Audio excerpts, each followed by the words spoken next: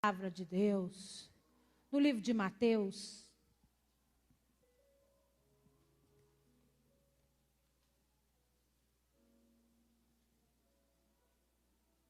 Eu quero ler o capítulo 21.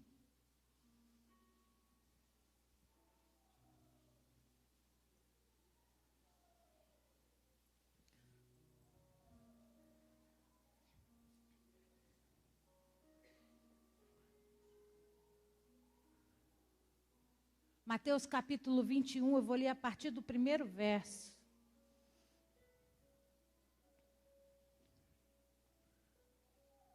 Você achou? Diga amém.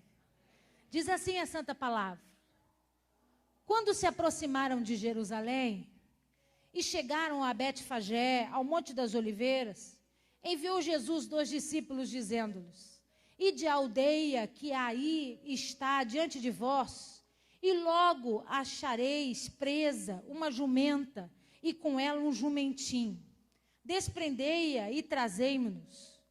E se alguém vos disser alguma coisa, respondei-lhe que o Senhor precisa deles, e logo os enviará.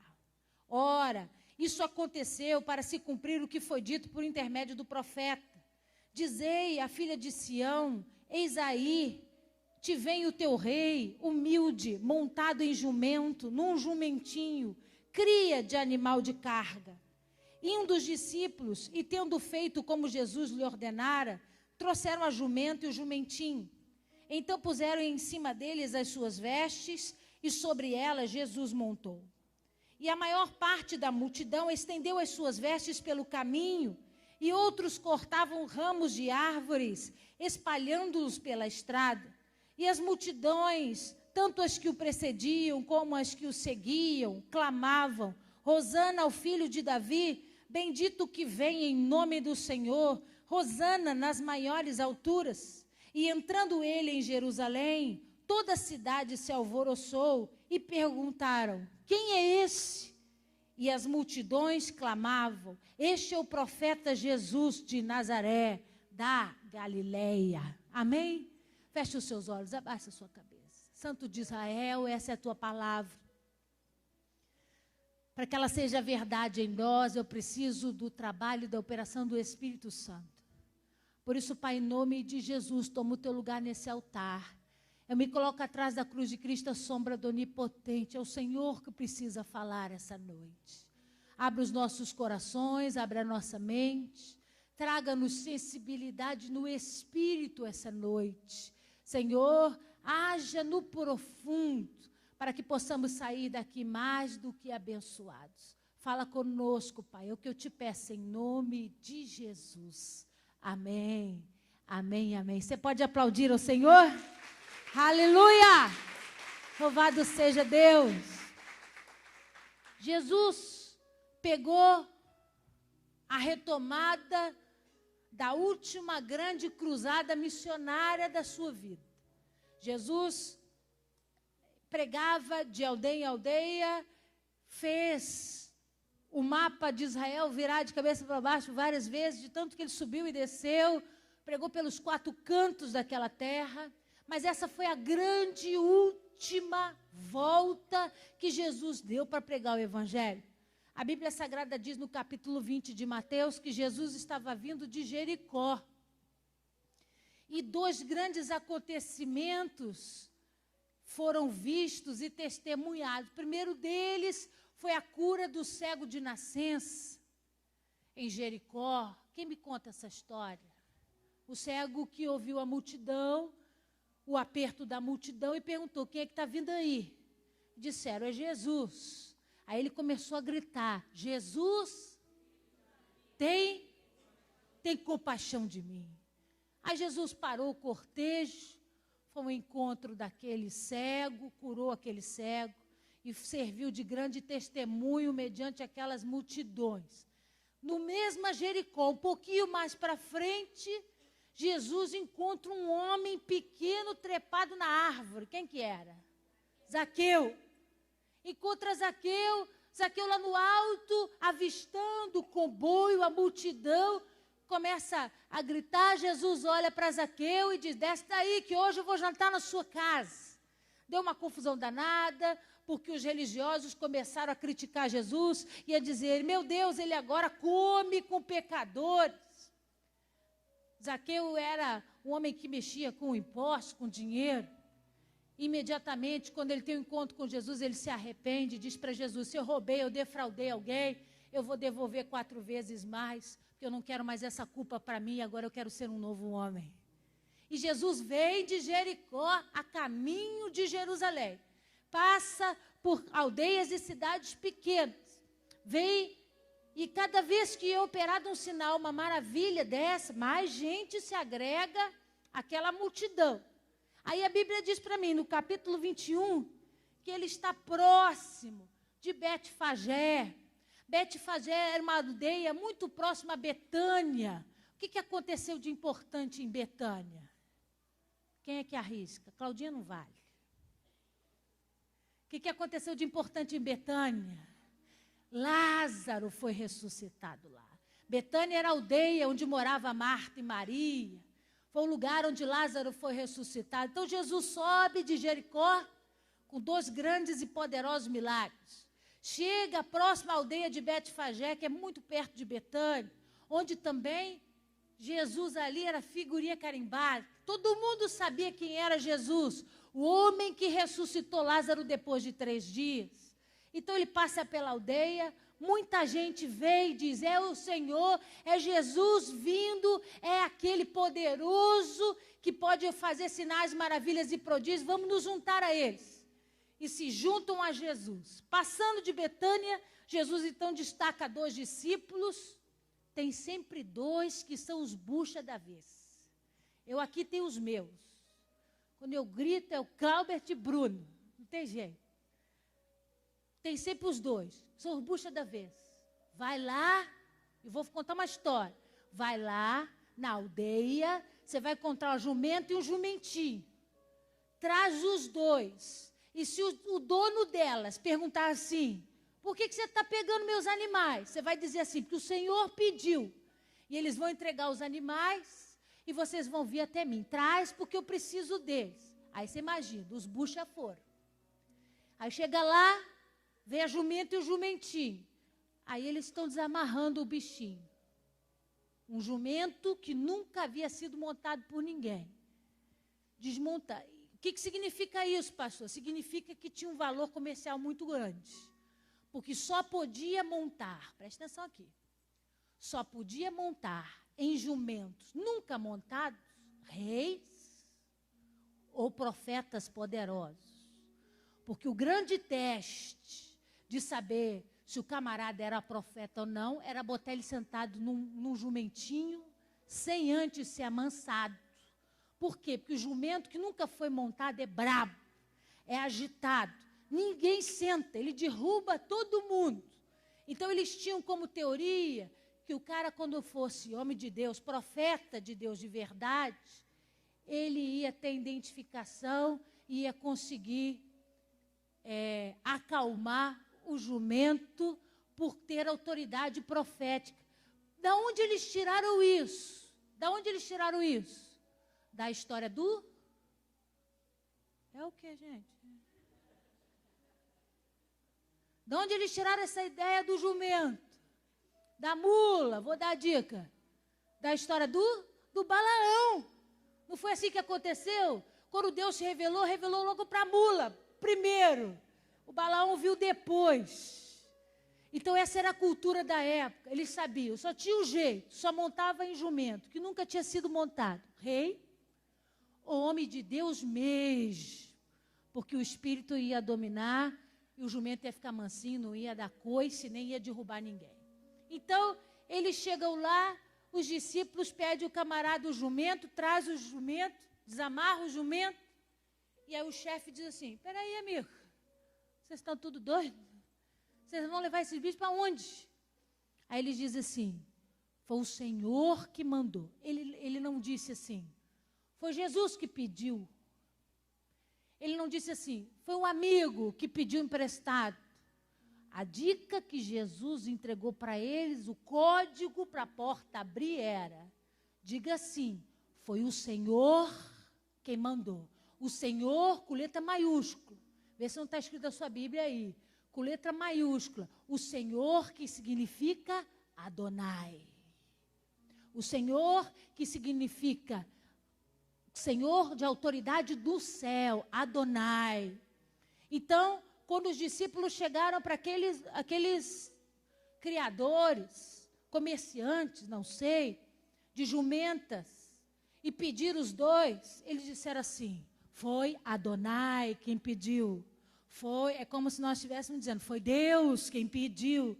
Então, imediatamente, aqueles homens emprestaram a jumenta, cederam a jumenta para que aquela jumenta transportasse Jesus naquele momento. Pastor, por quê que eles emprestaram a jumenta quando os discípulos de Jesus disseram, você vai emprestar para o Senhor, você vai emprestar para o Adonai, porque todo judeu que prestasse, todo judeu que havia nascido e criado mediante a santa palavra de Deus, conhecia as Escrituras. Conhecia a grande e poderosa promessa de Deus sobre Israel. A promessa que desenha o início e a chegada do Messias sobre a terra. A promessa que diz em Zacarias capítulo 9, versículo 9, que o Senhor, o Rei, o Messias, viria a Israel, e o grande sinal dele sobre a terra é que ele chegaria montado num jumento. Então imagina eu chego para você e digo assim, me empresta o jumento aí. Por quê? Porque Adonai pediu. Qual é o sentimento que vem no meu coração? Será que é o Messias? Será que agora é ele? Será que agora a profecia vai se cumprir, realizar? Então, eles entregam aqueles animais na expectativa que poderia ser um sinal da vinda do Messias. Você acompanha aí na sua Bíblia, que no capítulo 21 de Mateus, ele escreve o versículo de Zacarias 9, versículo 5. Dizei à filha de Sião, eis aí, te veio o teu rei com letra maiúscula, humilde, montado em jumento, num jumentinho, cria de animal de carga. Zacarias capítulo 9, versículo 9 diz exatamente isso. O anúncio poderoso da entrada do Messias em Jerusalém. Eles então emprestam o jumento chega com os dois discípulos, eles jogam vestes sobre o jumento, Jesus monta naquele jumento, todo mundo de olho nele. Vamos ver agora. E o jumento manso, Jesus senta sobre ele e começa a sua subida a Jerusalém. É claro que quando Jesus sobe no jumento, o povo se alvoroçou. O povo ficou mais animado do que já estava. Por quê, pastor? Porque ele já estava vindo de sinais, maravilhas e prodígios. Eles já estavam vendo as coisas acontecerem. Eles estavam acompanhando os grandes sinais de cura, de milagres de Jesus Cristo. Chega! Perto da aldeia de Betânia e Betfagé, Jesus pega um jumento nunca montado. Olharam para Jesus e disse, agora nós vamos confirmar o negócio.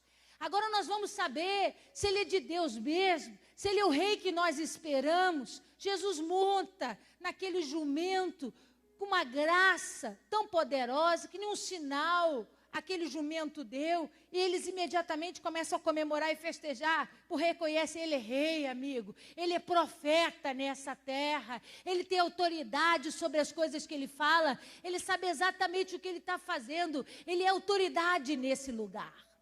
O coração deles se alegra em festa. O texto continua. Acompanha aí comigo. Versículo 7. Trazendo a jumenta e o jumentinho, puseram em cima dele as vestes, sobre elas Jesus montou. E a maior parte da multidão estendeu as suas vestes pelo caminho. E outros cortavam ramos de árvores espalhados pela estrada. Olha aqui para mim. O caminho que Jesus fez de subida, quando você tiver o prazer, o privilégio de ir a Jerusalém e a Israel, diga, eu vou. Você vai passar por essa experiência.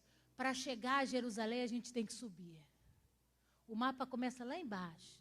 E a estrada sobe, sobe, sobe, sobe, sobe, sobe. E é no alto do Monte das Oliveiras que a gente consegue avistar Jerusalém de frente. A grande Jerusalém de Deus de frente.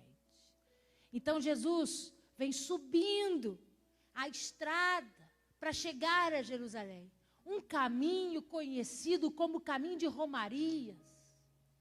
Porque todo o povo que morava nas cidades ao redor pegava aquela estrada e aquele caminho para chegar a Jerusalém em época de festa.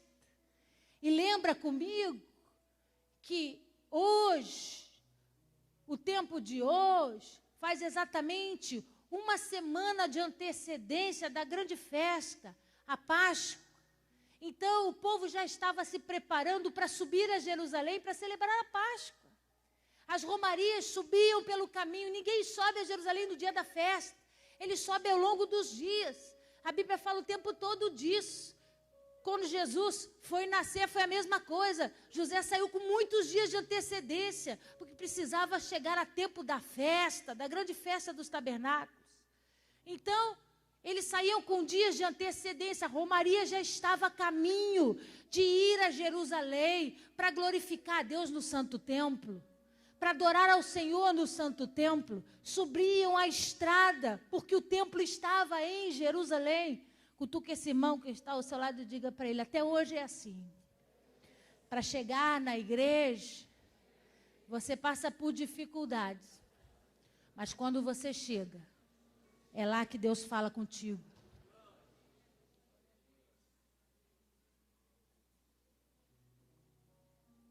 Jesus sobe na jumentinha, e a jumentinha começa a camelar na estrada que sobe a Jerusalém.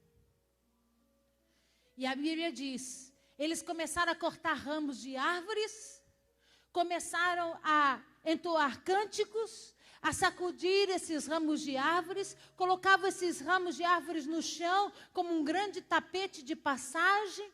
Por quê? Porque fazia parte da romagem, fazia parte da rotina deles, irem para o templo em romagem, cantar ao Senhor ante as festas. Fazia parte da cultura religiosa, vou dizer assim, fazer esse tipo de espetáculo, essa cena. Então eles se preparavam, cantavam. Quantos aqui viram a minissérie Davi? Levanta a mão. Você lembra quando Davi foi ordenado rei na televisão? Eles não sacudiam os mesmos ramos? E não tinham tapetes no chão, panos sobre o lugar, os animais onde Davi estava carregado? Porque fazia parte da celebração da festa, faz parte de celebrar o rei, faz parte de celebrar os cânticos, fazia parte da romagem. Eles então começam a cortar os ramos, cantam cânticos de romagem. Esse é o grande segredo da mensagem essa noite. Eles cantaram, a Bíblia diz aí, versículo 9. As multidões, tanto as que precediam como as que o seguiam. Precediam significa as que estavam na frente. Tinha multidão na frente e tinha multidão atrás de Jesus. Tanto as que estavam na frente, diga comigo, sem Jesus. E as que estavam atrás, diga comigo, com Jesus. Todas as duas cantavam, aqui clamavam, Hosana ao filho de Davi, bendito que vem em nome do Senhor, Hosana nas maiores alturas. Eles começaram a entoar cânticos de adoração, porque era cântico de entrada em Jerusalém, eram cânticos de romagem. Eles estavam cantando, Hosana ao que vem em nome do Senhor. Eles estavam cantando, nós sabemos que Deus vai mandar um rei para nós. Nós sabemos que Deus vai mandar alguém poderoso para nós. Nós sabemos que Deus vai nos resgatar um dia. Nós sabemos que Deus vai mandar alguém tão poderoso como o rei Davi. É a Ele que nós encantamos, a Ele que nós entoamos nossos cânticos, a Ele que nós adoramos. Eles cantavam em adoração, na expectativa da promessa. O problema, amigo, é que a promessa estava diante deles. O problema, amigo, é que eles fizeram um curso de romagem. Eles seguiram um percurso, acompanhando o profeta, acompanhando alguém que tinha operado sinais poderosos, alguém que tinha se confirmado como profeta, não só pelos sinais, mas também pelo fato de ter sentado sobre um jumento. Eles olharam Jesus e disseram: nossa, ele é profeta, ele é homem de Deus. Mas eles não cantaram Hosana para ele. Eles não cantaram bendito que vem para Jesus. Ô pastor, não viaja não.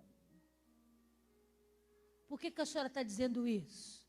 Por causa do versículo 11. Versículo 10. E entrando ele em Jerusalém, toda a cidade se alvoroçou. E perguntaram: quem é esse? E as multidões clamavam. Quem clamava? Quem que clamava? As que estavam na frente e as que estavam na frente sem e as que estavam atrás com as duas clamavam. Clamavam o quê? Este é o profeta. Este é o profeta Jesus de Nazaré da Galileia. Quando Jesus chega ao alto do Monte das Oliveiras, quando ele segue todo aquele cortejo e chega ao alto do Monte das Oliveiras, essa festa acontece. Os ramos são entoados, os cânticos são entoados, os ramos são colocados no chão, as roupas são levantadas em festa. Eles estão numa reta, eu estou no alto do Monte das Oliveiras. A entrada de Jerusalém é lá onde está o Mauro. É só descer o monte. É só descer o monte que eu entro na porta do templo. É só descer o monte que eu estou diante do grande santuário de Deus. A porta estava aberta. Jesus entrou por aquelas portas. A porta dourada, a Golden Gate, a porta formosa, a principal porta de entrada do templo estava aberta. Jesus desce aquele monte montado no jumentinho, atravessa o vale e entra no templo, montado naquele jumento, com cânticos, com festa. Só que antes disso aconteceu um detalhe importantíssimo. Vai lá comigo em Lucas rapidinho. Lucas 19.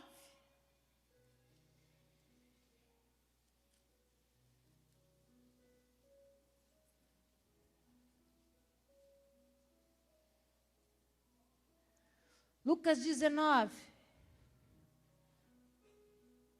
Eu quero ler o versículo 41.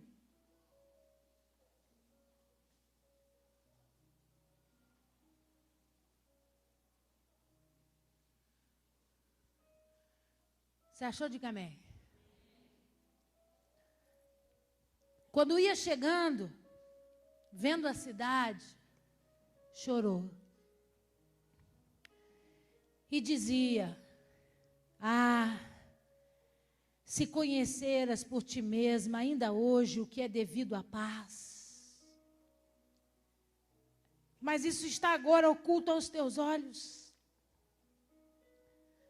Pois sobre ti virão dias em que os teus inimigos te cercarão de trincheiras e por todos os lados se apertarão o cerco. E te arrastarão, e aos teus filhos dentro de ti não deixarão em ti pedra sobre pedra, porque não reconheceste a oportunidade da tua visitação.